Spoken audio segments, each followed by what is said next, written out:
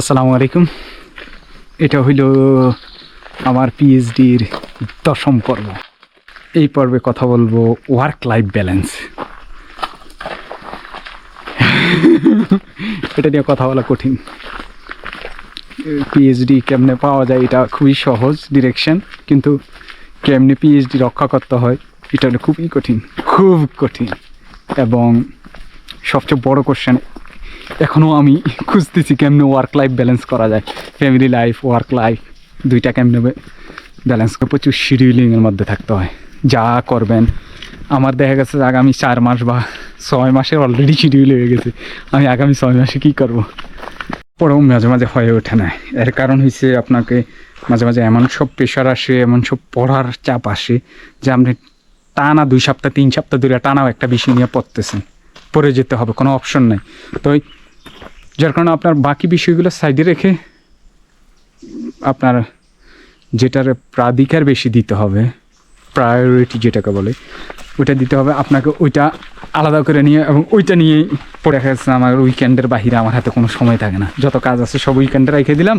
উইকেন্ডে ফ্যামিলির কাজ, আদারওয়াইজ যদি উইকেন্ডেও সন্ধ্যার পরেও আমাকে মাঝে মাঝে কাজ করতে হয়, ল্যাপটপ নিয়ে পড়ে থাকতে হয়। এটা নর্মাল। প্রচুর অভিযোগ।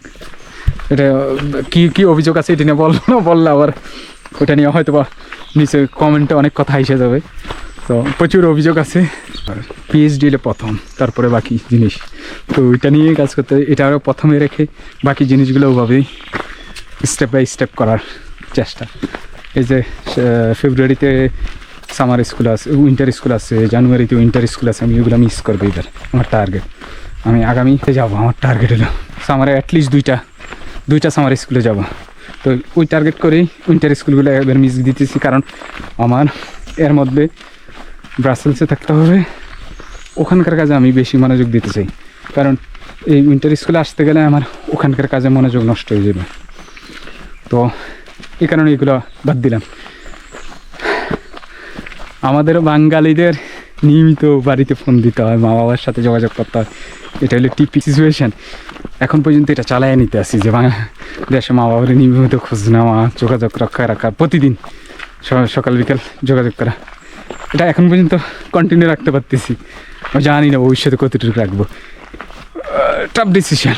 এখানকার যে পড়াশোনার যে স্টাইল, আপনাকে প্রচুর চাপ দিবে, প্রচুর পড়াবে, কন্টিনিউ পড়ে যাবেন। সুপারভাইজার প্রথম দিন বলছিল এটা একটা ম্যারাথন। সো স্প্রিন্ট দিতে যাইন না, জাস্ট ম্যারাথন দিয়ে যান। টানা রশিটা লম্বা করে যান, টেনে লম্বা করে যান। 2 মিনিটে করা যায়, এটা 20 মিনিটে করা সম্ভব না, টানা যাবে না। পাহাড়ে আমরা অনেক উপরে, দেখেন পাহাড়ে উঠতেছি আর আপনাদের সাথে কথা বলতেছি। আর প্রচুর কমিউনিকেশনের উপরে থাকতে হয়। শিডিউলিংগুলো আছে, কমিউনিকেশান, এবং নিজের কেরিয়ারের জন্য প্রচুর টাইম দিতে হয়, লিখতে হয়। তো এই পড়া লেখা প্রচুর পড়ি।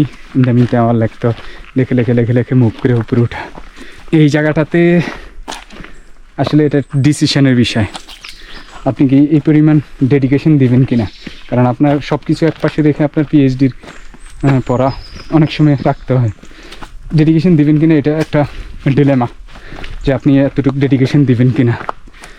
জীবনের এতটুকু পর্যায়ে আইসা, মাস্টার্স করে আইসা পিএইচডি করতেছেন, সব কিছু এক পাশে রেখে আবার 100% কনসেন্ট্রেশন দিয়ে পড়া, ফ্যামিলি লাইফের অনেক কিছু ছেড়ে দেওয়া দিয়ে এখানে পড়া।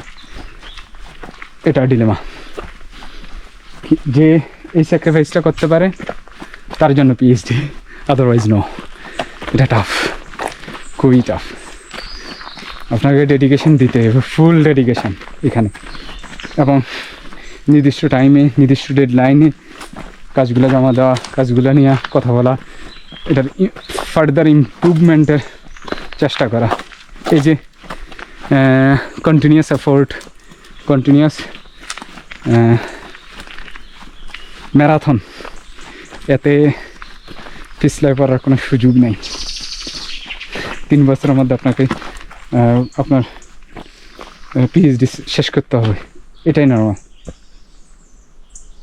ভালো থাকবেন, শুভকামনা।